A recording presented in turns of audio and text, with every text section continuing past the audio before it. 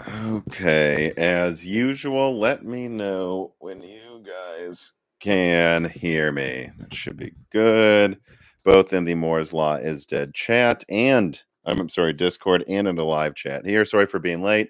YouTube was being YouTube there for a second, delayed me 5 minutes. All right, put this here. All right. I'm seeing people say that it all sounds good. And so I think I'm going to get started. So, welcome to the end of month loose ends. This is where I tie up loose ends from the previous month, talk about things coming in the next month, and give you all a chance to ask me anything. And that's important, I think. I'm not hiding, behind one cryptic thing that goes out every month. I have nothing to hide. Ask me whatever you want to ask. If I haven't talked about something and you think I've been missing something, you can ask me and I will prove to you that I'm willing to talk about it. Maybe I just didn't think to.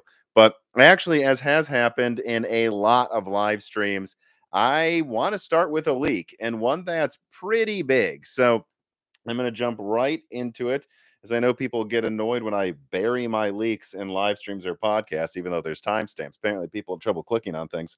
But let me just get into this because this is really quite a crazy story here. And I just want to say the entire spiel before we move on to the usual stuff. But as usual, if you have any questions, put them in the live chat now. If you put a tip on it, I'm much more likely to see it. I'm assuming you're going to have a lot of questions about what I'm hearing about what's coming from next gen PlayStation and Xbox and other AMD stuff, or maybe other AMD stuff. But let's get into this. So, okay. Job writes in and he asks, if I remember correctly, the Microsoft leaks hinted at a new Xbox in 2026. I don't believe that's what they said. But he goes on, I've seen discussion on different channels about this possibility, and I wanted your take. Have you heard anything from AMD sources about a new Xbox? If Xbox released early, how do you think it would affect the gaming market? Would the AMD APU options in this time frame offer a big enough uplift to justify a new console? And do you think it would be a smart move to launch early? Going head to head with Sony just hasn't worked out for them for the past couple generations. So maybe the strategy is needed by Team Green. So I actually haggled over if I should talk about this today or not in the live stream, if it should be its own video. But seeing questions like this and knowing who my next guest is going to be, who's Colin Moriarty, we're actually going to talk about the state of the console landscape. If you support Moore's Law is Dead on Patreon, you can submit questions for me and him to discuss next week as well. But I don't feel like I can really talk about next gen unless I let the cat out of the bag on a couple things I've been hearing. And because it sounds like things have kind of had a slight reversal or aren't going in the most extreme direction, I think it's safe to talk about. All right, so here we go. What I've been hearing over the past week is that Xbox has been seriously shopping around with Intel and even Nvidia apparently for their next gen console. Now, to be clear what I mean by this, Xbox Elite is canceled. They just refreshes of what they have now is what they're going to do for the rest of this generation.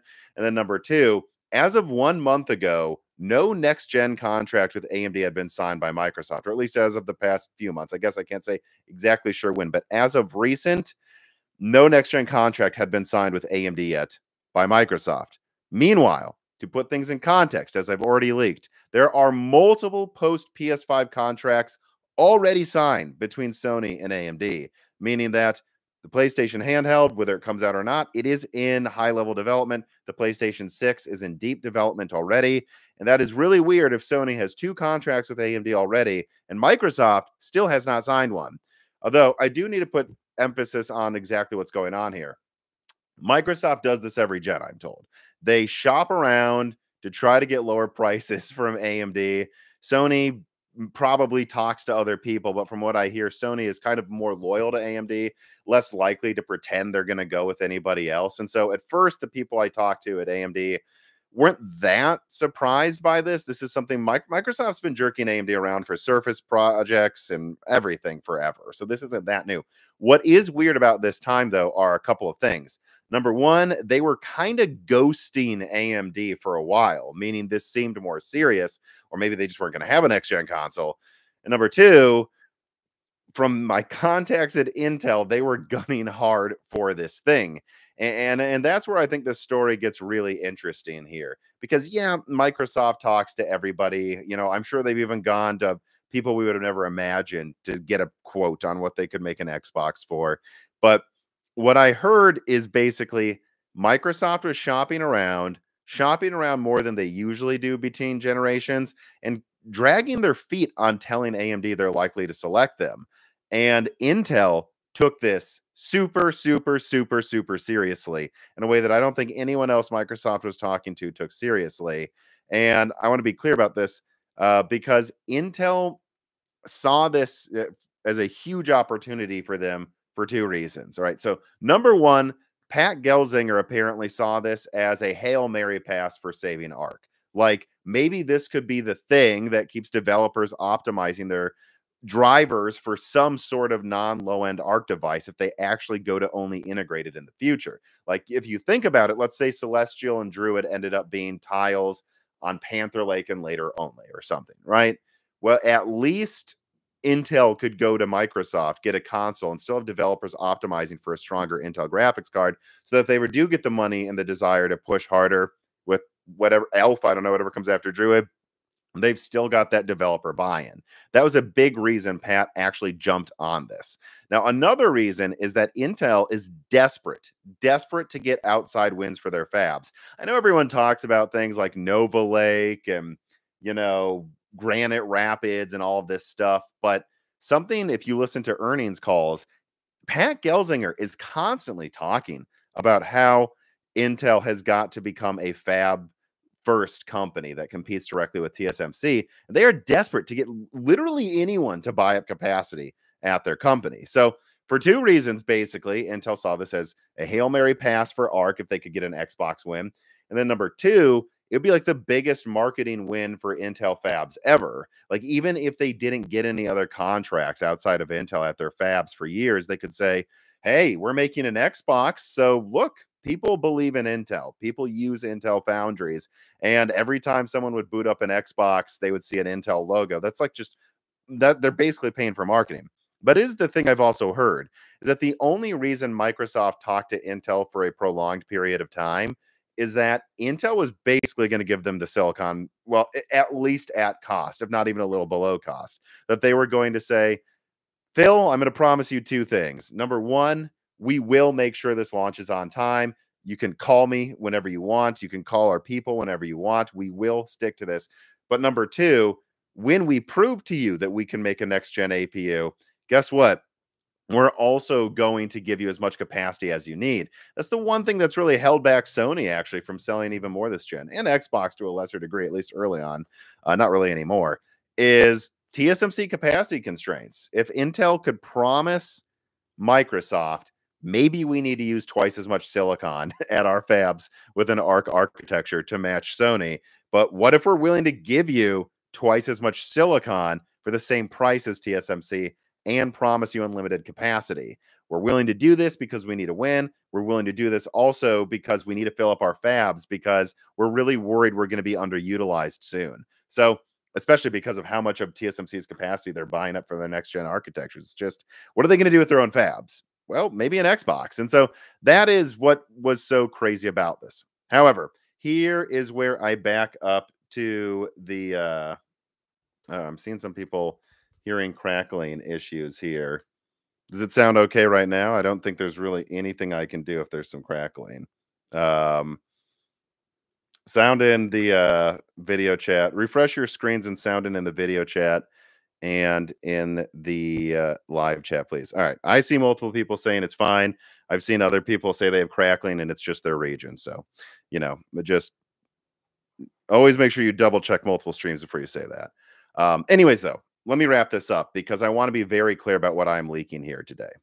Number one, I am leaking that basically Microsoft shopped around more than usual this generation for Xbox. That means talking to everyone. I even heard people mention that they were probably talking to Nvidia, but they did it more than usual. And seeing them do this more than usual tells me that Xbox is really reluctant to launch another generation, even if they do, number one. But number two, Intel saw that they were reluctant and jumped on Microsoft and said, we'll make it worth your while. Don't leave console. We need this. Now, so those are the two like really interesting things about that. That Microsoft seemed reluctant to launch another generation, and that Intel seems desperate to get fab wins. That they would even just give them the silicon below cost. That's the most interesting takeaways. But those are the takeaways. The takeaways are not that there won't be another Xbox. The takeaways are not that it won't be AMD. Because in fact, one of the reasons that really pushed me to say it's okay to talk about this today is it does sound like in the past couple of weeks, Microsoft stopped ghosting AMD finally, but they did it longer than usual here.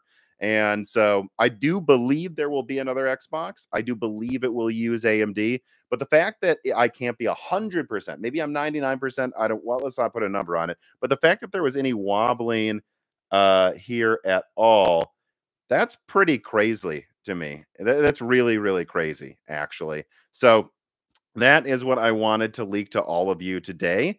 And I guess the final thing to say about this is, from what I am told, Microsoft is basically now starting design with AMD, if anything. Some of the inputs a little, I don't want to go into like sources of information here just to protect people because this is super sensitive. But it's like it sounds like most likely they're starting some design work now, probably at AMD, but that's way behind Sony. So if anything, they're behind. Do I not think they could catch up and launch on time to compete with the next PlayStation? I think they probably could, but I still think that they might be a little later than people expect, and they might be a bit rushed. All right, here. There's nothing else I can do to check my audio, guys. I know some people are saying it sounds fine. If the audio sounds fine to you, please sound off in the live stream in the Discord. All right, let me do this.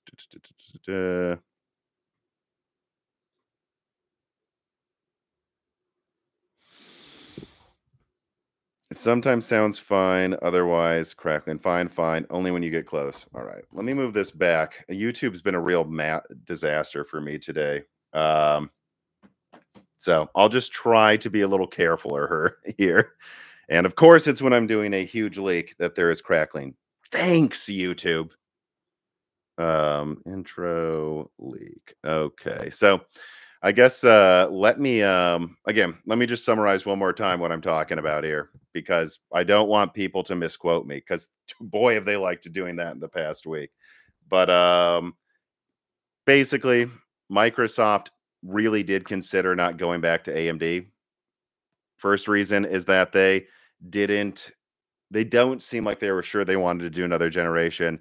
And also they wanted to get a sweetheart deal to see if they could convince themselves to keep going. And Intel pounced on it like crazy. Still sounds like they probably will go to AMD, but they're a little behind in design work now. And so I don't know. That tells you a lot. If Microsoft was actually seriously considering not making next gen console, to the point that they were considering some bargain deal from Intel to make it worth their while. But I guess we'll see. Technically, I cannot 100% promise you either way. I just think it needs to be known how crazy things are behind the scenes with Xbox right now, because this really is an interesting story to me, especially when you consider the Intel angle.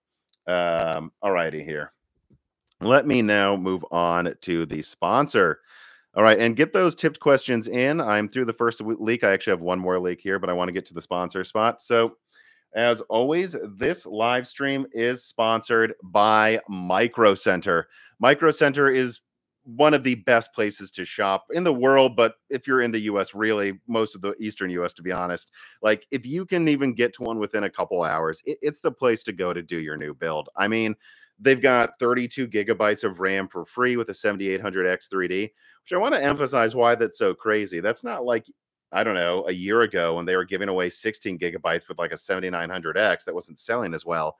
The best selling AMD CPU on the market, they will still give you below MSRP with 32 gigabytes of free RAM with a motherboard discount if you buy a motherboard with it. And if you look at the links in the description, you can get another $25 off if you submit your build to Micro Center. Clicking on those links in the description helps a ton. Also helps you save more money. But yeah, make sure you check out Micro Center to support the channel. The links in the description. Got a Creality Ender 3 S1 3D printer for $149. And they've also got a new Miami and Charlotte store opening, and they give you free flash drives if you visit them. So check out Micro Center today. They're one of the best sponsors of Moore's Law, and I'm really proud to have them as a sponsor. Okay, so that is the sponsor spot. Let me get to one more leak, though. Let me just make sure I don't lose these tipped questions. Wintel is back, boys. Yeah, well, I know, right? Of course, it's Intel and Microsoft. They just always have a relationship, don't they? But let me get to an Intel leak here before I get to the questions. So if I put down another timestamp here, okay. Du-du-du-du-du. All right, here we go.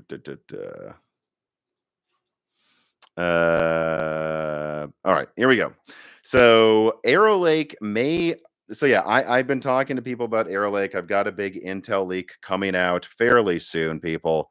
But I thought I would get one little tidbit out there now, since I've had multiple people confirming this, and it's really going to take me a long time to put together a comprehensive Intel roadmap leak. But basically, from what I have been told, and not just people at Intel, but people who work with Intel, which means this is seemingly getting close to finalized, if not finalized. It sounds like Arrow Lake's NPU may only have 13 tops, which I don't know. That's just pretty bad for me. I mean, uh, let's put this in perspective. Phoenix has 10. Hawkpoint has 16 now. Strix is going to have at least 45 to 50, maybe more if they push it. It wouldn't surprise me if Strix came out and it had more. Not that I've seen anything suggesting that yet. Qualcomm's going to have around 50, it sounds like, if not more, for their Snapdragon Elite X. And I don't know. I mean, 13 tops for Arrow Lake. It sounds like it basically has the same neural engine as Meteor Lake, just maybe, not even confirmed, just maybe overclocked. And the reason only having 13 tops for Arrow Lake, I think, would be pretty damning is you have to remember that Arrow Lake, as far as I'm hearing, is what their main architecture is going to be at the end of this year.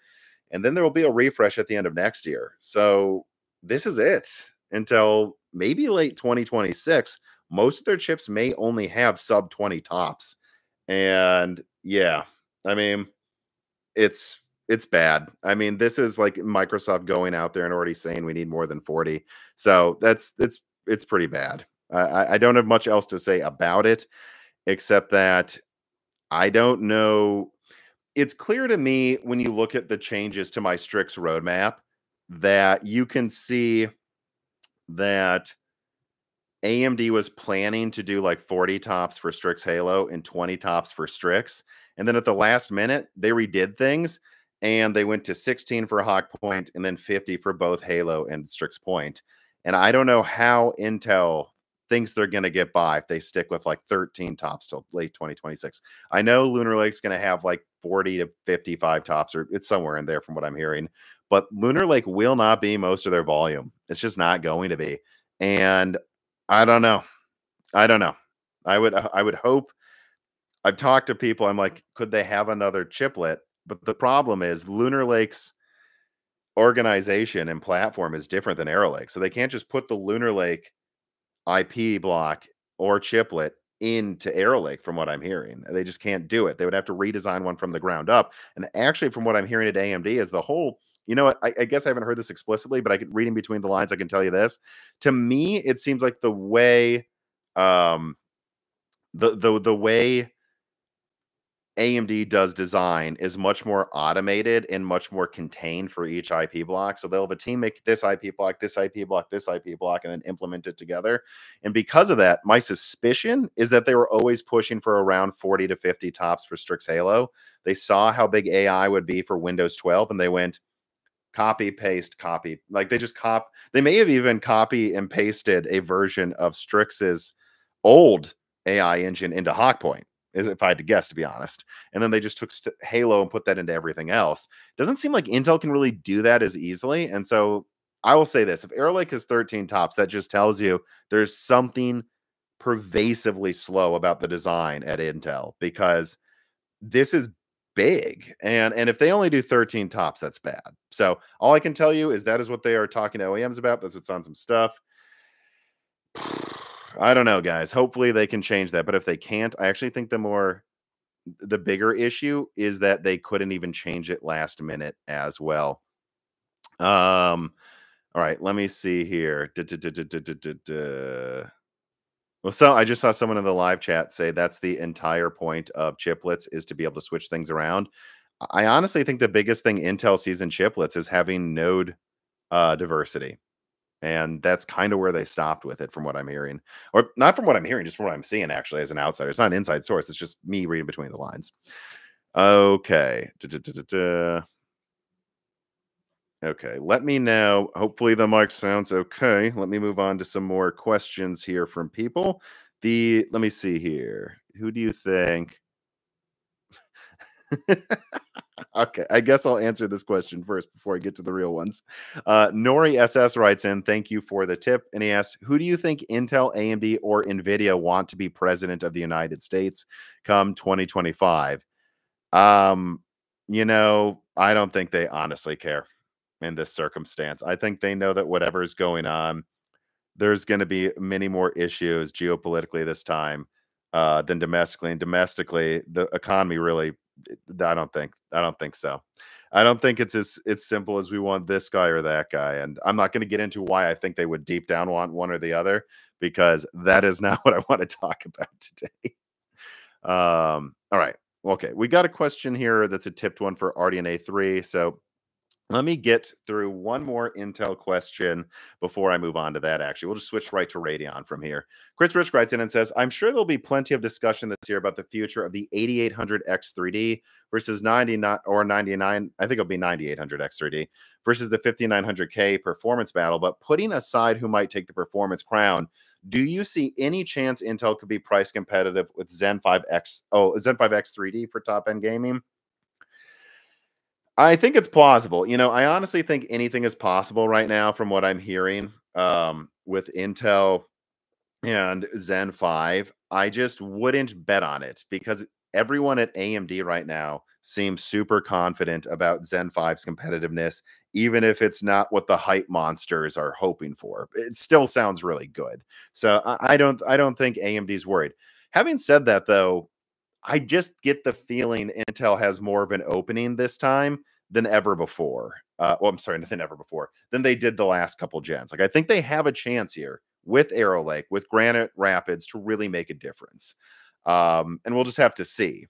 I think no matter what, AMD is not going to be blown out of the water in price performance, but I can't honestly promise you Intel won't have a winner this time. We're just going to have to see. Except, again, people at AMD sound way more optimistic than people at Intel right now. But at the same time, I don't think you should overly read into that because I think people at Intel are just very demoralized by what's happened with their previous few launches, and they just don't want to double down on anything anymore. And I think that people at AMD, well, they're very confident about Zen 5, and I believe they are for good reason. I'm not saying they're full of crap.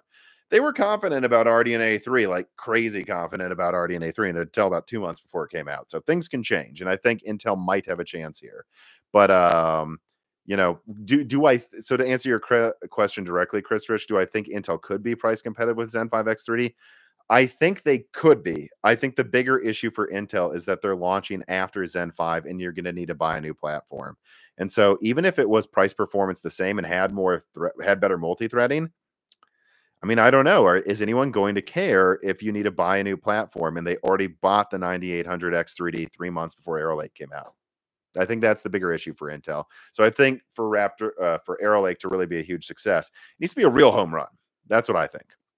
Okay. Let me move on to some Radeon questions here. All right. So let me put a timestamp for that. 2351 RDNA 4. All right. Omega Doge writes in from the Patreon. Remember, you can get access to the Patreon to ask these questions for free. He says, hey, hi, Tom, longtime subscriber and finally decided to support the team on Patreon. I'm thinking about upgrading to an RX 7900 XTX, but thinking about waiting for RDNA 4 too. Do you think the RX 8800 XT or XTX will include some new features while matching the 7900 XTX or 4080 Super in performance? Respect your work and much pets to Jesse. The way I would characterize, because really, let's be honest, Omega Doge, your question isn't like, are you going to regret it if you don't wait for the 8800 XT or XTX? Well, I don't know. I think it all comes down to, as always, do you need this graphics card now? Like right now? Like will it like make a fundamental difference in your performance and happiness and how you're gaming right now? If you get it, then I guess that's why you get it. I think at best you would expect the 8800 XT to be a little stronger than the 7900 XTX. And remember, I consider a little like 10 to 15%. Some people would say that's a ton, but remember, even if it was 10% stronger than the 7900 XTX, you would have been gaming on it for like half a year or something before RDNA 4 launches, if not longer. So, will you look at a card, the 8800 XT, that has less RAM, is a little stronger, and came out later for like, I don't know, $200 less or something, maybe a little more than that? Will you regret it? I don't know. Well, then will you regret now waiting for RDNA 5 or Blackwell, or I don't know. So, I think RDNA 4 is going to be bigger, but the comparison I would really make is kind of like the 5700 XT versus the Radeon 7. Short term, to be clear, I think the 8800 XT might actually be stronger than the 7900 XTX. But if it's not, it's probably going to be like the Radeon 7 versus 5700 XT, where at first the Radeon 7 was a little stronger, and had more RAM. But over time, the 5700 XT had newer features and definitely aged better in drivers. I mean, good Lord, if you go and look up some recent benchmarks of Radeon 7 versus the 5700 XT, it's pretty much a bloodbath. So that is what I would say. If you want the 70, and I guess I don't expect RDNA 3 to age that badly, comparatively so, because it went from Vega to RDNA 1 before. But that's what I think you should be thinking about. When it comes out, it'll have less RAM, it'll be more efficient, and it'll be just a cheaper version of the same card, but with less RAM. But over time, RDNA 4 will be newer, probably age a little better than the 7900 XTX, unless outside of like extreme scenarios. So, look, if you don't need a new card now, I don't know. I might wait. I mean, it just like if you have a 2060 and you're desperate and you have a lot of time to game now, get the XTX, or I don't know, maybe 4070 Super because it's cheaper, or yeah, that's kind of the things I would recommend. That or 7900 XT in the high end now, so you don't have to wait. But if you have something like a, I don't know, 6800 16 gigabyte, I mean, if you want something new now, you can get something new now. But I think RDNA 4 is probably going to be worth waiting for, based on what I'm hearing early on. Although it is still early. All right, so that is that question there. Let me get to some more RDNA questions. Well, let me see if there's any other tipped questions here. I think there was at least one other one. You got a tip here from Stozy. Thank you. Remember to hit the like button, people.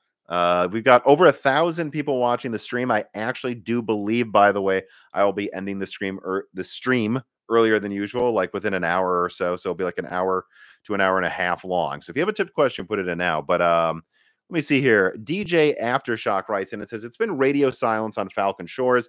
Have not heard an iota about it. Intel's going to have a tough time competing against MI400 and R100. Yeah, I mean, I don't know. I don't have much to say about Falcon Shores, man. I have nothing to say, really. Intel announces things years before they come out, and they change things so much from their early projections. No comment. I'm starting to really push back on the idea of leaking Intel stuff super early anymore, because it doesn't seem to work out half the time. I mean, Alder Lake did, but after that, I don't know. All right, let me see here. Some Radeon questions. Compressed Earthblocks writes in, and he says, not exactly a question, but more I am seeing of the testing of the RX 7600 XT by channels such as Ancient Gameplays, the more I'm warming up to it slightly.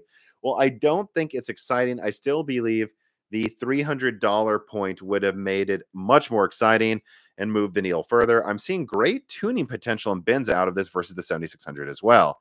Yeah, I mean, look, I don't know what you want me to say about the 7600 XT.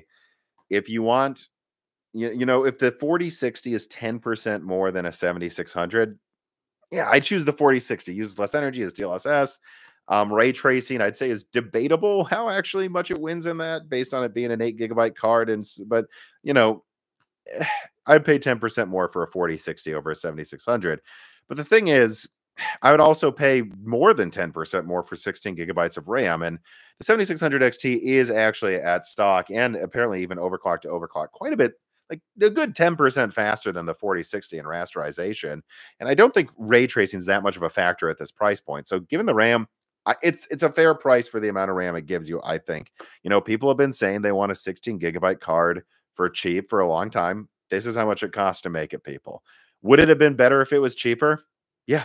Yeah. Everything's better if it's cheaper. But at the end of the day, they're giving you a 16 gigabyte card pretty much for the cost of the RAM and the clamshell and extra cooling they have to do to get it to be 16 gigabytes.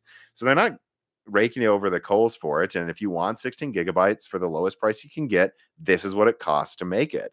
Will it drift below 300 eventually and be more interesting there? I think so.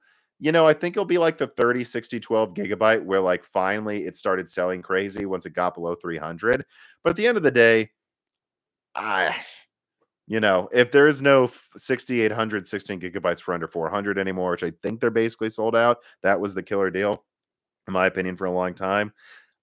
If those are sold out though, and there's no other bargains around, I'd probably just get the 7600 XT so I didn't have to worry about RAM. I've actually got one behind me there that I need to get to testing this weekend. Hopefully. I actually rejected, of course, none of these companies actually send me graphics cards because they seem to hate me, but contributors will send me graphics cards, and I actually turned down borrowing some super cards. I have a 4070 Super around here somewhere that I want to test, but just because I'm so uninterested in it. But I am interested in trying out the 7600 XT just because I do want to see if I can find scenarios where it's useful to have the extra RAM, because a surprising amount of reviews actually found some games that really made a huge difference already. All right, let me move on to this question here. And I do see the tipped questions. I will get to the Zen 5 and 4 stuff soon. But Dave Schultz writes in and he says, "Hey, Tom, another question. I recently had a discussion with two coworkers and they wanted to upgrade their system with a new GPU and immediately said RTX 4060. I tried to argue with them, but they wouldn't even consider other options like older cards or anything AMD. Their monkey brain was like, Nvidia good, me like, new version cool, must be better, I'm cheap." But what do you think needs to happen to change this kind of mindset? Time. Honestly, I think it's time. What AMD needs to do is execute consistently. Everything they launch should be as good as it can be, a little more aggressive than it has been recently. And then that's it. If they don't think there is a viable market for high-end Radeon cards one year, then don't launch them. And that's what they're doing. And anyone who says that's crazy, guys, they didn't launch a high-end for Polaris and arguably Vega until Radeon 7, and even that was kind of like a side thing. Like AMD, like if you go back in time too, AMD didn't go crazy to compete with the GTX 580 either. I think they wanted the HD 6970 to be stronger than it was, but they were willing to do a 256-bit card with a way smaller die than Nvidia and just sell it at a lower price all the way back over a decade ago. So AMD does this sometimes, and I think they just need to do it with more deliberately and smarter. Every year or two, launch a new generation. Maybe you only compete with the 5070. Maybe you compete with the 6090 one here. But whatever you do, give people enough RAM, try to catch up, or even have some new features NVIDIA doesn't have for your software, and just price it right. Don't do a $900 7900 XT. Not saying it needed to be $700 at launch, but 800 even would have made a huge difference. Have a consistent, well-named, well-thought-out lineup from top to bottom. Always give more RAM than NVIDIA. It's the one thing I think they can do that will make people forget some of those NVIDIA features, is if they just give more RAM and just do that every year. And it's just gonna take time. It's just gonna take time. So that's what they need to do consistently, and then wait. And that's why I think, to the people that think AMD should go for the kill one of these years, I can honestly see why they're not now. It's just kind of going to take time. So what they need to do is what's sustainable, but I think a little more aggressive than they have been. So that's my opinion there. Zabeat03 writes, and it says, "Hey, Tom, what do you think the holdup is for Radeon and laptop? If you were AMD, what would you think about doing to help bolster laptop D GPU sales and market share?" I mean, you know, I think they just got to play the long game with APUs.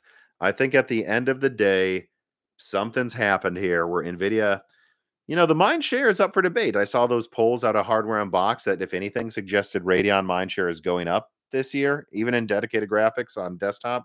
But in laptop, this is clearly not the case. So I think people want an Nvidia sticker if they're not going to get an APU. I honestly kind of think that's what it is. It's not that people hate Radeon graphics. It's not that people hate AMD CPUs. Far from that. It's just if they don't get an APU, then they want Nvidia because they probably want it to do all the stuff. And they're paying not for one graphics card here. They're paying for a whole laptop. So they probably want it to be some studio thing that can do everything they would want it to do. And that's really a problem for AMD. So I think what AMD has to do is focus on APU, take market share that way for now, and then work with their partners as best they can and just get a couple key design wins. Stop. The RX 7600M clearly didn't work. That was supposed to be their like Trojan horse for taking laptop market share, basically giving you 4060 performance for a lower price that they can mass produce. But shortages ended, so the capacity advantage really wasn't an advantage anymore. And at the end of the day, I think OEM said it's an extra, maybe even $100 to put a 4060 in this laptop, but people will pay $1,300 over $1,200 for the Nvidia sticker. So I think what AMD has to do is try to get a few key design wins. All these people saying they need to launch a 7800M, why? Why? No one's going to buy it anyways. I think what AMD should do is just try to launch one or two targeted good laptop GPUs every generation. Like, look at how much Nvidia is overcharging for 4090 and 4080 laptops. That's a place where they should just try to have a steal with how much VRAM it gives you, right? And then they should at the bottom have a really, really good 30, 50, 40, 60 killer. And that's it. And then focus on that. Try to get a win with Lenovo. Try to get a win with Asus. Make sure they're actually in laptops. And then just not overdo it because APU is really what's going to gain them laptop market share. And it's not until their APUs are completely ubiquitous that I think they can finally push OEMs to use more than just a couple cards here and there every year. I will say, though, I've also heard that NVIDIA is like pushing partners to not use AMD laptop graphics cards. I've heard that. So if any, NVIDIA is definitely playing hardball here, but they're able to play hardball because they're still more efficient and they know their sticker commands so much provenance on that laptop right now. Okay, now I think we can move on to some Zen 5 questions because I see that I have a tipped one here and I do not want to skip over them. Again, remember, people, hit the like button, share this, tell people about this huge leak that's coming out about the Xbox and Intel. And remember to click on the links in the description and check out Micro Center. So, okay, here's the timestamp for this. Zen 5. All right, Ben C writes in, have you heard of desktop Zen 5 using the same I/O die as Zen 4? Yeah, I believe it does. It's pretty, and if it, I think I've said this for a long time, if it doesn't, it's fairly different. But I think even like, haven't some people like leaked pictures, not pictures, but like roadmaps showing this? I mean, if there is a change in the Zen 5 I/O die, it's not much. That's all I would say. And I think it's the same, or at least it's capable of using the same one. Let's put it that way. Not something I've really paid much attention to because I don't think it matters. It doesn't really matter. It doesn't. It's going to be the same product either way. Like, what, you'll get better DisplayPort out or something? Like, it doesn't really matter. All right, let me move on here. Dun, dun, dun. What do we got here for questions? Let's see. All right. I don't know how to say. Joni writes in and says, it's way too early to say definitively, but could you guess the memory speeds and channels available to Strix Halo? Well, didn't I leak it? I mean, I have literal pictures of it. Let me pull up Strix Halo here. Keep this one handy because I still refer to my, even though some of these documents are old by now, my Strix Halo stuff. Let me look. There it is. Does it say a speed? It says LPDDR5X in that one. I could probably reverse engineer the math on, well, yeah, but so that would suggest 18 gigabit per second. So that's pretty fast. So from what I'm seeing in some of my older documents, it's very fast. And from what I've, of course, leaked already, AMD is looking to get 8000 DDR5 8000 with Expo stable with Zen 5 on desktop. So I'd say at a minimum, they're looking at 7600 there, even if they fail to hit 8000. What that should tell you is, I mean, I think laptop Strix could have really fast memory speeds. It's going to be up to if OEMs actually use them. So I don't think Halo. Yeah, I don't think Strix Halo is going to be bandwidth starved. Strix Halo is a 256-bit memory controller using RAM at least as fast as GDDR5. which, I mean, think about that. That means you're looking at RAM that's at least as fast as if it was a 128-bit GDR6 memory controller, which means you're looking at beyond 7600 XT bandwidth, or at least around there. And then it still has the infinity cache. So at a minimum, Strix Halo is looking like something that should be able to beat the 7600 XT. So yeah, I mean, you're looking at somewhere probably between 67, depending on how much power they, if they constrain the power, of course, you know, that will, if it's a 45-watt laptop, it'll be weaker than what I'm saying here. But if they really push it, I think Strix Halo could be between 6700 XT and 6800 performance, somewhere around there between those two cards, which is to say, yeah, it's always been targeting 4070 laptop, which means 4060 Ti, which means 3070 performance in an APU, which means PS5 performance in a laptop that uses less energy than a PS5. I mean, I think it sounds sick. Let me see here. What's this next question? Let's see. Lightword writes, and it says, AMD worries about hyper-threading technology. My opinion on the negative side of AMD does not want to give up hyper-threading because AMD cannot compete with Intel without turning up. Okay, wait, let me reread this here. AMD worries about hyper-threading. My opinion on the negative side of AMD, give up because cannot compete with Intel without turning up. Yeah, I don't know what that's supposed to mean. Can't compete with Intel if they turn off hyper-threading. I don't look. There's two different approaches going on here very clearly. Both AMD and Intel have considered going with four-way hyper-threading. Both of them have seemingly rejected that. Actually, I've heard, without going into it, some pretty clear statements that two-way hyper-threading is here to stay for a long time with AMD, and Intel might just be getting rid of it entirely by Nova Lake. But, so Nova Lake has little cores, though, right? That kind of makes sense. If you have like 40 little cores, why do you need hyper-threading? Save more die space, make the dies 5% fast, the cores 5% faster for the P cores. You're going to be using the little cores at a certain point for that extra multi-threading performance. So that makes sense from the Intel perspective. From the AMD perspective, if what you're doing is sticking to using one core architecture, or basically one core architecture, even if you have C or various versions of dense cores coming into everything, it just makes sense to maximize how efficient their SMT is. And their SMT is actually a lot more efficient than Intel. So it's just two different ways going around skinning a cat here. Intel wants tiny little cores, and a lot of them. AMD wants to make sure all of its cores can get a bigger boost from hyper-threading than Intel is providing. So I'm not really sure what your question was, or if it was a question. Thank you for the tip, Pen. But I don't think AMD's solution is really dumb. I think you were clearly seeing AMD with 16 Zen 4 cores compete with 24 Intel cores. So it's clearly working so far, and it's just two different ways of going about it. I see some people asking about Intel Xbox. Well, you would have to watch the beginning of the live stream. Ask a tipped question about it if you have one, of course, but otherwise, you can always go back and watch the beginning. Okay, let me see here. All right, so that's that. Let us continue with the Zen 5 questions. Bacon House Collective writes in and says, what do you expect for the potential outcomes for Zen 5 X3D? It's going to be 8 cores probably, right? And will be 5 to 8% faster than the 7800 X3D. Have you heard the configuration of more than 8 core Zen 5 X3D offerings?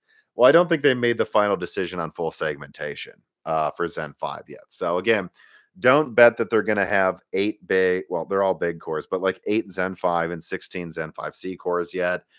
I have no proof that that's happening. The only proof I have is people I know that would know this say it can do it. If they wanted to, they could launch a 24 core late this year. And besides that, X3D sounds like it's likely coming out around launch, if not closer to the launch than usual. Probably going to be announced at the same time. And besides that, though, man, the 9800 X3D, I'll be shocked if it's only 8% faster than the 7800 X3D. I don't know why you would be worried about that. I think it will be more than 8% faster, almost certainly. It's just not going to be 30% faster. I mean, at least not non-X3D to non-X3D from what I hear. So I don't know what this issue is here. Thank you for writing in, Bacon House, but I don't understand like why people hear me say things like not a 30% IPC increase and then they hear 8% total. That's not what I said. Why does it always have to be all or nothing? Why do you always have to be a hype monster or you're called pessimistic? I'm not being negative. It's not 30% IPC increase, guys. So I don't know. Like it doesn't need to be 30% for it to be a decent uplift. Um, and Compressed Earth Blocks writes in and says, Tom, with the Zen 5 delays and what seems to be slightly less performance than originally planned or thought, yeah, kind of. We'll see. Is AMD originally planned by who? Fake leakers or AMD? Which one are you talking about? Is AMD pulling up the Zen 6 launch, or at the very least, are these delays affecting Zen 6 to the best of your knowledge? Well, I mean, let me, I guess, put down a new timestamp for Zen 6 here. So, let's not even just call it delays. Let's just call it, is what is happening with Zen 5 development affecting Zen 6? Absolutely. How could it not? But I don't think that means you should expect AMD to pull up the launch of Zen 6. I mean, Zen 6 is going to take how much time it's going to take. And from what I heard and last leaked, you know, late 2025 is what they're hoping for, but it could slip, of course, it always can. I wouldn't expect, it's like this takes time, money, and effort. People work over weekends and miss, birthday parties and cookouts with their family to make these CPUs, guys. Like if Zen 5 falls short 5 to 10%, and I say 5 to 10% because they never were sure they'd hit over 30% uplift overall. If it falls short 5 to 10% or something, that doesn't mean they're going to tell their engineers they have to miss their children's childhoods to move up Zen 6 3 months. Zen 6 is its own design team. Zen 6 is not the same design team as Zen 5. Zen 6, I believe, from what I've heard, is the same design team as Zen 4. So that's there. They're working on that. That's going to be what it is. And I think it's late 2025. Could slip, of course. And the main thing that the main thing I would say they are changing for Zen 6 is there's a few more fixes and updates to the memory controller and some of the architecture than they were initially anticipating. Like the goal with Zen 5 was a new grounds up architecture redo, and then kind of like Zen 1, and then Zen 6 was supposed to be like Zen 2, where they're like, okay, we have a new architecture, let's use a better node and a new layout. Like that's what all they did with Zen 2, really. Like Zen 2, if you look at the architecture, is really close to Zen 1 and Zen Plus. It still has 2 4-core CCXs. It's basically the same freaking thing. It's just they reorganized it for a memory controller die, 2 of these dies, more cache, and tweaked some of the stuff. Like Zen 5 is the full redesign. Zen 6 was supposed to use a new layout. But because Zen 5's had so many issues, you should expect more tweaks to Zen 6. So how would I put it? Instead of expecting Zen 6 now to just be a Zen plus to Zen 2 moment, maybe expect it to be a Zen 1 to Zen 2 moment where there's some fixes that is going into Zen 6 they didn't think they'd need to do. But, that's wouldn't pull it up. If anything, that might make Zen 6 be delayed a couple months or something to the end of 5 or early 2026. That would not make them pull it up because they cannot just take these toy blocks and move it over here and pull it up. I mean, yeah, all the time I see these leakers saying, well, they're going to pull it up in response. There are some things you can pull up. There are some things that are just another design team that it is what it is. Dead Eyes writes in and he says, Hardware Unboxed demonstrated that the new Ryzen APUs don't make much sense as budget gaming machines, since for a similar price, you can get more balanced systems with a much better GPU. That has always been true for APUs, basically, by the way. Why do you think we pretty much only ever see APUs with the CPU massively overpowered compared to the GPU? All right, let me put down a timestamp for that. 8700G. I mean, it's all relative, right? I actually think, you know, right, because let's put it this way. The 80s, I have a 6-core Comet Lake CPU in my laptop still. Yes, it is old. I have an old laptop. It has a Comet Lake CPU with 6 cores, 12 threads. If I'm not gaming, one of the cores often boosts to 5 gigahertz. But if I'm playing Battlefield 2042, those cores hit 5 gigahertz immediately and then throttle down to like 3 gigahertz. And at first, when I had this laptop with a 2060 in it, yeah, I mean, if I played Battlefield 1 or Battlefield, I guess, or like Battlefield 5, it would have been, I could pretty much max out Battlefield 5 at like high settings and 1440p locked 60. With Battlefield 2042 is a newer game, more physics are going on, double the player count. So it's harder on the CPU. And honestly, there are plenty of times when I'm playing Battlefield where on my laptop, like if I'm on like a trip or something, where you will see the CPU massively bottlenecking that 2060. Now, at the time, like back in 2020 when I got this, if someone were to say AMD is making an APU and it's going to be as strong as a, I don't know, what would we say, a 3600X, and it's going to be as strong as an R5 3600 and a 2060, everyone would have said that's a good combination. Yet here we are in 2024, and this issue popped up years ago, where this 3600X is actually bottlenecking my 2060 sometimes. So cores don't take up a whole lot of space.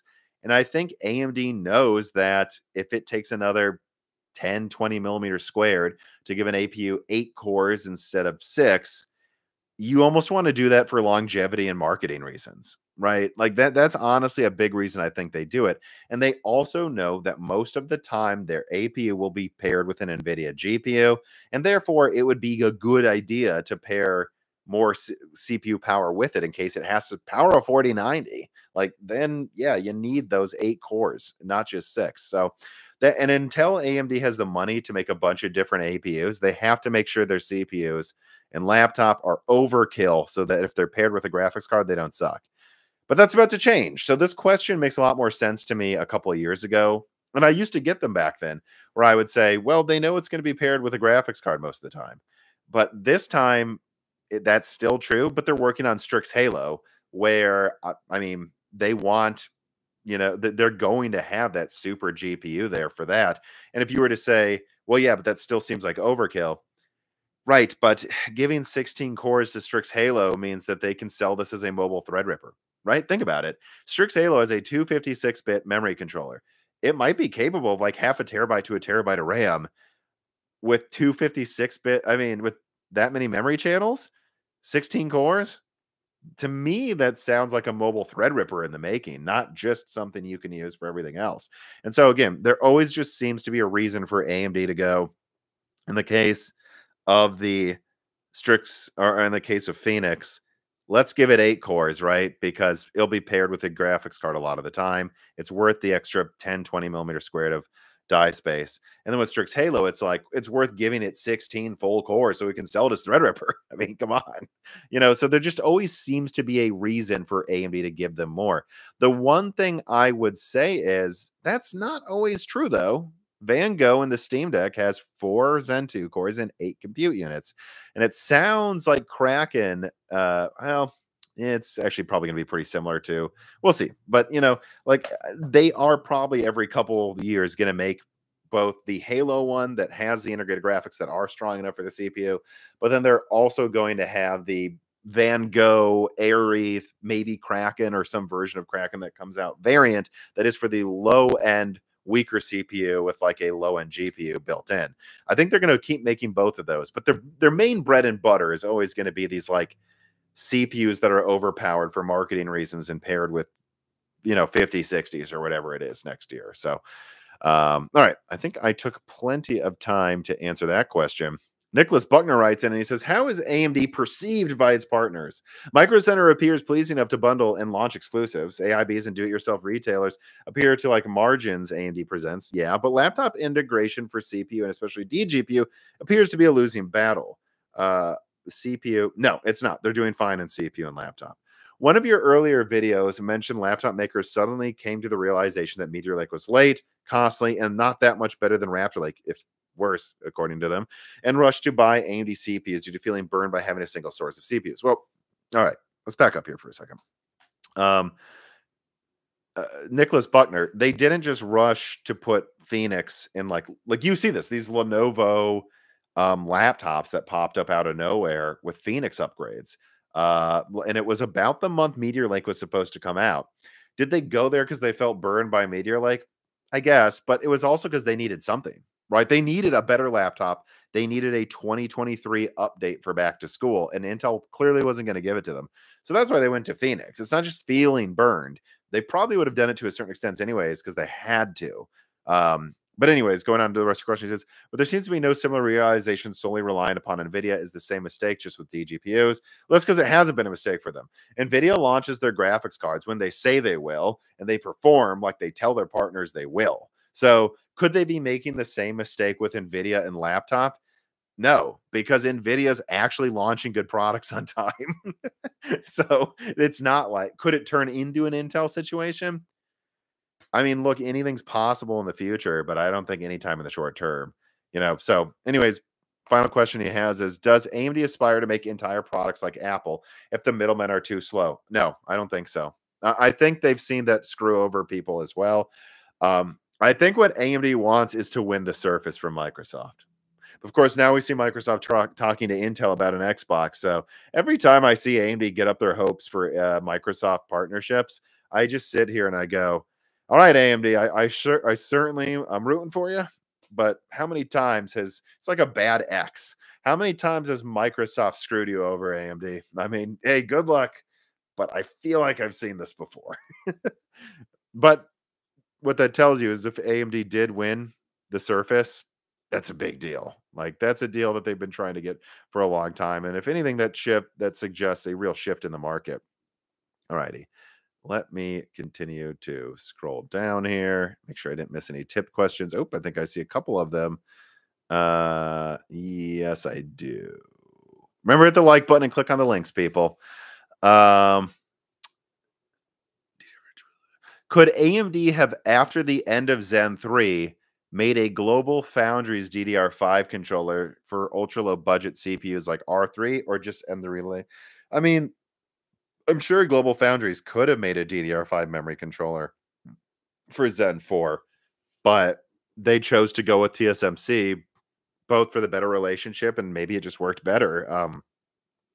But that wouldn't really make sense to make a different memory controller in my mind. Why? I mean, you might as well just stockpile one memory controller die for everything. That just saves you more money. Also, remember to make a separate memory controller at Global Foundries, that's millions in dollars in hard design costs, tape outs. Maybe they need to fix something. No, one memory controller if they can. And worst case scenario, if there's bad yields of that memory controller that only have like one of the memory controllers working, I'm sure there's like 1% yield that's that or something. They can just use that instead. No. They could have, but there's no real reason for them to. Crash Override writes in and he says, what do you think about AMD's intention to focus more on machine learning and what that could mean for future FSR implementations, possibly using bespoke machine learning? Silicon. What do I think about AMD's intention to focus more on machine learning? Follow the money, baby. Of course they are. AI is the big buzzword. So, but what does that mean for the future of FSR implementations, possibly using bespoke machine learning silicon? Yeah, it's interesting. That's the one thing I couldn't completely verify about the PlayStation 5 Pro. Not to say it's not happening, but the idea that Sony worked on some bespoke NPU is really kind of interesting to me. What do I think AMD's intention and I mean, that tells you there's something going on there, I think. Now, Sony would have a reason to use their own, but yeah, I mean, I don't have much to say. I mean, what is it? Let me answer your question this way. I've spoke to a lot of NVIDIA people, about what do they think about FSR, um, and where does AMD need to go next to catch up to DLSS, and a lot of what people have asked me or suggested to me is there's a limit to how good the upscaling can get through software, and that eventually AMD does need some hardware acceleration if they want to catch up to, especially like DLSS 3.5. Are there things they can always do? Yes, but they're only ever going to be at best 95% as good as DLSS, and at worst far below that. So they need to leverage hardware to accelerate FSR at some point. And I've already heard about them probably having ways to do it to some degree with RDNA 3 already. They just have to actually get it working. And, you know, seeing Sony maybe use a bespoke solution, if they do, for the PlayStation 5 Pro, tells me they don't think AMD has it ready yet, or I guess you could read it another way. Maybe it tells you AMD almost has it ready, but Sony wanted a custom version. Guess that's possible. But what do I think it means? There's going to be more of that in the future from all companies, because AI is here. It's here to stay. Even if it's a bubble, it is here to stay. Is AMD or Intel ever? This is from the Word Donor. Thank you for your tip. He says, is AMD or Intel ever going to compete against Apple's M Ultra? Yes, Strix Halo. Its GPU is fed with a lot of memory at 800 gigabytes per second. Apple is printing money with AI enthusiasts right now. Well, I mean, I think I saw Strix Halo's at least 270 gigabytes per second memory speed. At least that's what was on some of their documents. So no, that's not 800. But I mean, what performance are we seeing out of Apple's M Ultra? What is it actually comparable to? Apple M2 Ultra. Is that out yet? Is the M2 Ultra out yet? Is this still a rumor? No, it is out. Okay. Okay, so what does it get in gaming? I'm on Tom's Hardware here. 76 core GPU. Right, so double the previous gen. Give me come on. Give me a benchmark here, Tom's Hardware. Don't make me keep scrolling and go to your weird. Come on. What do we got? Geekbench GPU. That's not great. All right. Geekbench GPU. God. 6.1. I don't know. RTX 4070. What does that get or something? 195. Yeah, I mean, look, it's only Geekbench, but that's a crazy score. So, yeah, I mean, look, I don't know that if the M2 Ultra, if it's as strong, and again, forgive me, but I'm only looking at Geekbench. The OpenCL score is a different one. I'm sorry. So 127,000 in OpenCL to be apples, which puts that there, which means really I should be comparing it to 4060 or something. 99. Right. So again, don't misquote me here. This is just me Googling quickly. Yeah, I mean, I think the Strix Halo could be close to the M2 Ultra in graphics performance, it seems like, based on this OpenCL Geekbench benchmark I'm looking at here. That's it. Only based on that. Don't rake me over the coals if I'm wrong. But, it to me seems like AMD will have something like that. So, are they ever going to compete with it? Yes. Strix Halo is going to compete with Apple's strongest APUs, I believe. At least certainly in price performance. Let's put it that way. All right, let me continue to scroll down. Okay, that's the last tip questions. Let me see what also we have here. Any other questions? Here we go. All right, we got a PlayStation question here. Only one PlayStation question from the patron so far, but I think it is worth asking. Yeah, I want a PlayStation 6 handheld strategy.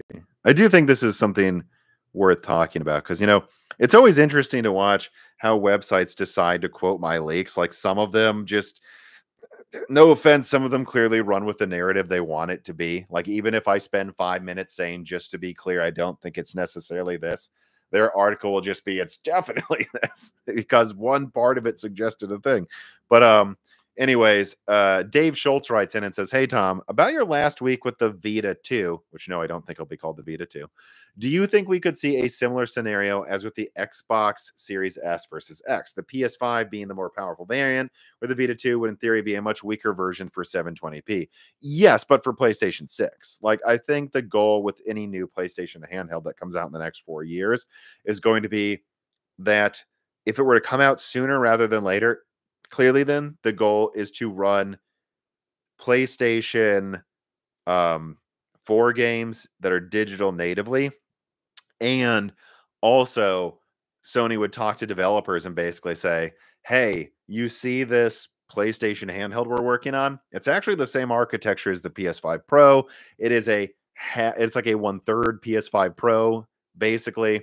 So what does that mean? If you are working with our PS5 Pro SDK and putting out a patch for the PS5 Pro, we also are mandating you put out a patch for the PlayStation handheld, meaning whatever the PlayStation 5 Pro runs at, say, I don't know, right? Dynamic resolution, 4K, 100 or something. We want you to take that and also patch it to run at a third the performance, meaning now we want you to have it run at like 1080p 60 or something on this console. If it gets a PS5 Pro patch, right? Meaning there will be probably multiple PS5 games that don't run PlayStation handheld, but half of them will get a patch that do, and it can run all PS4 games natively. So if your game was cross-gen, you can just play the last-gen version, stuff like that. You know, I think that's what they would try to do with any PlayStation handheld that comes out in the next few years. But I also think there's a very good chance, because it's in high-level development now, and this is where I think you got to listen. I think there's maybe actually a greater chance the PlayStation handheld is a PlayStation 6 product. And I did say that in the video, but I want to emphasize that because I think a lot of people are skipping over that idea. Like, just spitballing here, right? Like, I guess, is there any number divisible by all of these things at the same time? Let's see. 36 times 2, 3, 4. That might work. 3. Right. And then what is 56 times 2?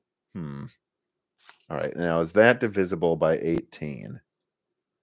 I don't know. They'd still just probably have to find a more creative way to do backwards compatibility than literally just doing endless butterfly solutions. And from what I'm seeing out of the PlayStation 5 Pro, it seems like they found a way around that while maintaining backwards compatibility. But I think maybe, you'd want to consider that there's a real chance. Let's just say hypothetically, this is not me leaking this, but hypothetically, let's say the PlayStation 6 comes out in 4 years, 2028, and let's say it has 144 compute units. For anyone who doubts that, remember the PlayStation 5 having 36 compute units like 4 years before that came out. That was getting more towards the higher end of what Sony or AMD was making on desktop at the time anyway. So let's just say it's that. Let's say the PlayStation, and again, it might not be that, it might be 112 compute units, it might be 72. I don't know. Don't hold a gun up to my head on this one. But let's just say the PlayStation 6 was 144 compute units. It is then plausible what they would do is have a PlayStation 6 handheld that's 36 compute units and is the same architecture as the PlayStation 6 with all of the bells and whistles. And the whole idea being whatever the PlayStation 6 is running in 4K, this is running in 1080p. And it is natively backwards compatible with the PS5, PS4 Pro, and PS4, right? So whatever Sony can make, that's like a 200-watt console 4 years from now on 3 nanometer or something like that. They then go, well, we're going to make a die that's like less than half the size, is the same RDNA, whatever it is, 5, 6, Zen 7, whatever, architecture, but we're going to make it so that it is natively big enough to be backwards compatible with all the previous PlayStations. And then we're just going to tell developers at launch, this one, turn up the settings, this one, don't. And yeah, that would basically be for the Japanese market, I think. Like, that's actually the thing no one's talking about, I'm noticing in the headlines. Like, Sony's sales in Japan have fallen apart. And at the meantime, they're seeing the Steam Deck and all these other Windows handhelds go crazy right now. Maybe they were ahead of their time with the Vita, and they're like, what we want to do is tell developers when they're programming for the PlayStation 6, we have a 1/3 or 1/4 performance model that can natively run all of the previous gen games. And, that's what we want you to program for, that and that. And If I was Sony, I would give it the same amount of RAM or close. I wouldn't do this bizarre thing where you're like 10 gigabytes and 16, because that's caused a lot of headaches for devs. I'd be like, this console is 32 gigabytes of RAM. This console also has 32, or maybe they have like one less memory controller or something, like, and then they can just go, you make one game, scale it up and down. All you have to do with the PlayStation 6 handheld is turn down the resolution, something like that. I think that is a very Dave Schultz, to answer your question. That could be their Series S. And they could make the argument that they could sell the PlayStation 6 handheld at cost, because the argument would be it's digital only. Like, this is our way to any game bought on this will be digital. It'll make people want to buy digital for the other one in case they get the handheld version as well. So let's, put it at or even below cost. Maybe they'll have the PlayStation 6 for 600, the PlayStation handheld for 400 or something. Again, not saying that's what it's going to be. Please understand that the only thing I can confirm is they're working on a console. Nothing about the specs yet. But your question about could this be their answer to the Series S idea? Yeah, I think it could be. And remember, maybe they could take the less efficient yields of the PlayStation handheld and, I don't know how big it would be, but like make it a box like this big or something. And then that's just their Series S or something, for 300. I think that is honestly something they would consider doing with this. I think they'd be silly to not be working on this and be considering that as the main reason to do it. All right, let me see here. All right, we got that question answered. Christmas Crustacean, thank you for the tip yet again. You've tipped us many times here. He asked, what do you think AMD should release for the 10-year anniversary of AM4? When would that be? Wouldn't that be like 2027? I guess it's in just 3 years. An 8-core Zen 4? Not if that requires real work. I don't know. It would all depend on how many extra yields they have. But if they could get away with making like a $300 all X3D, 5950 X3D, might be fun. I don't know. Just as a limited edition run for people who still have that motherboard, just to like, it'd be such a marketing win, wouldn't it? If AMD 10 years after AM4 came out was just like, this is the 5950 X3D. It's $300. You can upgrade to this if you want to. By then, honestly, guys, though, we'll probably be on like Zen 7. So yeah, probably Zen 7. So I don't think it'd really probably be worth the money. But if they had the extra yields lying around after they're done, selling Milan, because remember, the reason they keep launching things like the 5700 X3D is because they're still making Zen 3 X3D for Epic. So they still have bad yields of that they want to sell to consumers. I would imagine by 2027, that's going to start ramping down. And once that does, maybe they do a real limited run of the 5950 X3D just for fun. But that is all I would consider. I would not port Zen 4 to it. I would not bother with any of that. That's what I would do. Yeah, I guess they could maybe. I always heard Zen 4 could maybe use the old IO die, but I don't know if that actually remains true in perpetuity. All right, so we are through those questions. All right, if you have any final questions, guys, I've got to go in 10 minutes. Probably it is date night, but before I get to date night, let me start rolling through the remainder of these NVIDIA questions. Let me see here. So put down a new timestamp. All right.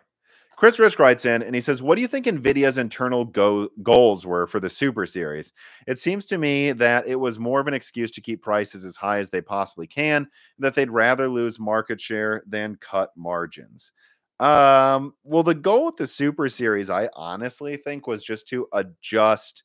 Benjamin Oshley, you write and says, I missed the majority of the stream. You can always rewatch it.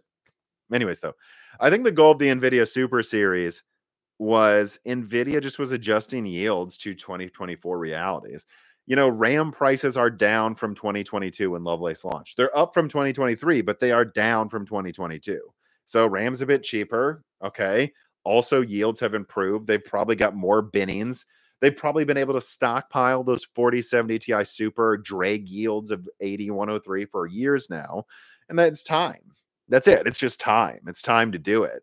I think it's all based on improved yields, RAM prices, and realities in the market. And I think they can easily afford to charge what they're charging. Anyone who's like, how are they affording to give me more RAM for $800? Because RAM prices went down and they've been stockpiling bad yields of 8103. So ultimately, I think the real adjustment was just responding with what they easily could based on 2024 economics. Chris Rich, that's what this was. And it's too soon to say how much of a difference it will or will not make to super sales. I mean, it's going to improve it versus with they did not do this. I don't know if it's going to change the overall situation though in market share. Deadeyes writes in and says, in regards to clamshell VRAM designs like the 4060 Ti 16 gigabyte, I understand that the bus width locks them into specific amounts of RAM. However, I was wondering if you could explain why they couldn't, for instance, only clamshell half of the chips to make a planned 8 gigabyte card into 12 gigabytes instead of 16. More specifically, I think a 16 gigabyte 4070 Super would have been a big hit, but ostensibly this can't be done, right? Because of a 192-bit bus. I mean, they could clamshell on half of the memory chips on one side of the 4070 Super if they wanted to.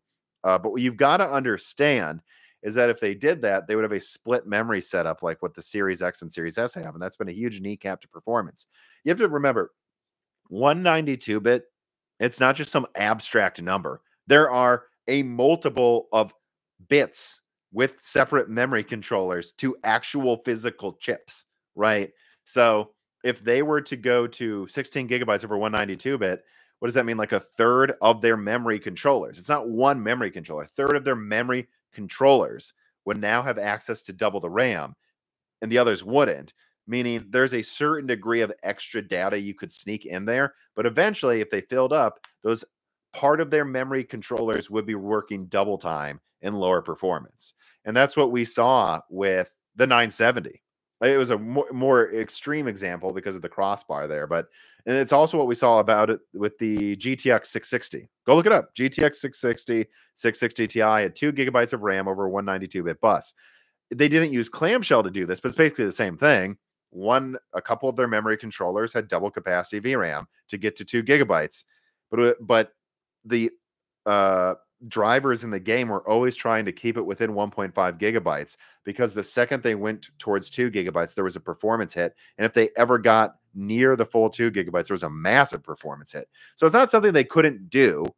It's just it only ever really makes sense if you can double capacity some of it without clamshelling, like they did with the 660 and 660 Ti. Because the second you already have to spend money to clamshell, well, now you've got a more expensive board. You've got to cool the other side of the die or the board, right? Because if you're clamshelling, now you have to put a heatsink on the other side of the card. So you might as well just pay for the full 16 gigabytes at that point. It's not like you can just put a double capacity chiplet on one memory controller. You might as well just give it, because you're already adding another $10, $20 just to clamshell alone. So that's why. Could they do it? Yes. Would there be slight benefits in some scenarios? Maybe, actually. But it would still have performance downsides. And if it's clamshelling, you're going to have these extra costs anyways. You might as well just give them the full Monty, full 16 gigabytes. All right, what does this person say here? Well, I'll get to the Switch thing soon. Again, final call on questions. I want to get through the Nvidia stuff first. Ronigan says, I deleted this from the Broken Silicon queue, which again, you get access to if you support us on Patreon. And I'm reposting it here for reader mail because it seems better suited for it. Regarding the 4070 Ti Super and its status as a flop, instead of price adjustments, I was wondering, what could Nvidia have physically done to the chip to make it a better product? As I understand it, they designed some chips and are more or less stuck with them for that generation. Could they have cut down 8103 in a way that would have left 64 megs of L2 intact?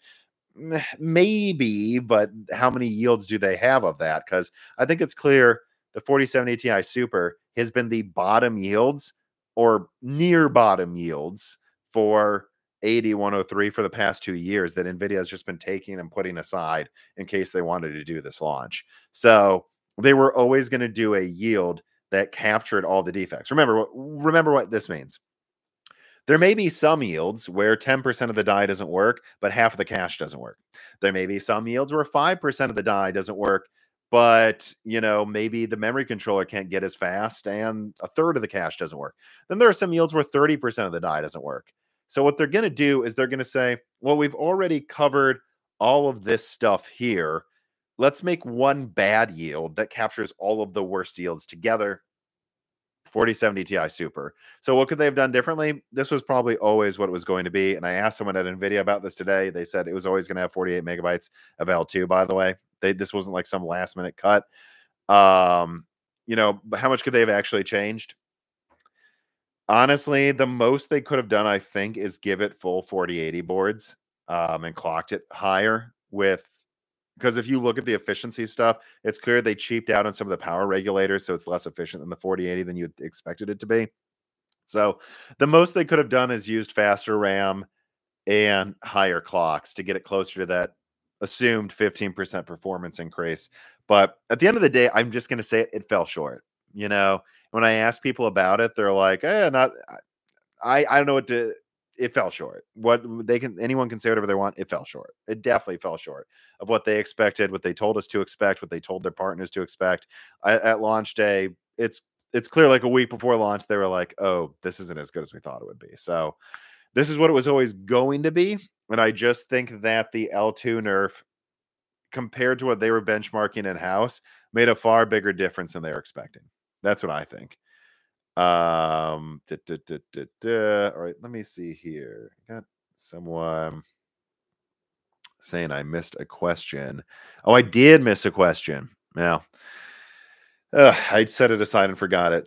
Yeah, a question I missed was 8800 XT power consumption. Let me get to that one quickly here. I do feel bad because I meant to answer that. 8800 XT power consumption. I mean, I expect below 300 watts at most or lower. And I think it all depends on how well it turns out if they were to clock it to the moon. Especially if I think, well, actually, let me think about that. Am I actually that sure of that? Yeah, I expect it to use less energy. This is such a dumb answer, I know, but it'll use less energy than the 7900 XTX. But it's too early for me to answer how hard they pushed it and how efficient it is. Except that, and I know this is very unsurprising to you. It is more efficient than RDNA 3. So I don't know if I'm ready to get into specifics yet about what I expect, but I would definitely, I would generally expect it to be below 300 watts. And if I was AMD, I'd probably be aiming for 250 watts. That seems to be the new accepted mid-range standard. But if it turns out really well and clocks to the moon, I would at least do a 300 watt special edition and call it the 8800 XTX or something. Like I would if I was AMD. But no, do not expect it to be some 400 watt thing. It's a mid-range card. Let me see here. Alrighty. Okay. And then we have, let's see, let's get to some Blackwell questions before I close this out. Why don't we? Let's see. Deadeyes writes in and says Nvidia has been especially stingy with VRAM for several generations now, but we are seeing signs that they have recognized it as a problem. The 3060 was switched to 12 gigabytes at the last minute. There was a 16 gigabyte version of the 4060 Ti, and they even launched a new 16 gigabyte version of the 4070 Super Ti. I think it's obvious they realize people aren't happy. Sure, but do you think they're going to meaningfully fix this for Blackwell? Was Lovelace lacking VRAM because the designs were already too far along to change as the problem arose? Pretty much. Is Blackwell stuck in the same boat? Same answer I keep giving every live stream, because this is asked every live stream. Deadeyes, Blackwell will have less VRAM issues than Lovelace did. That is what I expect. Am I sure they're going to fix it all? Well, it depends what you mean by fix. In other words, do I think they're going to have 12 gigabyte $200 cards, 16 gigabyte $300 cards, 24 gigabyte $500 cards? No, I don't. I doubt it. I think some of those could become true, but I do not think you're going to see Nvidia completely ameliorated at every tier. I do think it will be much better than we saw with Lovelace, though. That is the best answer I can give you. And keep in mind, even they don't entirely know yet. Like there's some last minute decisions they can make still. For only the 5090 is basically locked in now, and that's not going to have VRAM issues. I don't think so. All right, let me see here. Anonymous Boss writes in and says, "Yo, I'm waiting to buy a notebook, but I'm thinking of waiting till the 5900HX, and until then, the RTX 5090 mobile will be ready. Yeah, early next year it should be. You think it's worth the wait?" Well, yes. It depends what type of notebook you want, but if you're going for high performance, I would wait. I mean, I would certainly wait for 12, not the 15900HX. Wait for 12 core Strix, 12 Zen 5 cores and 45 watts. Wait for that with the 5090. you'll probably be looking at getting something that's existing enthusiast desktop performance in a 14-inch laptop is probably going to be possible next year.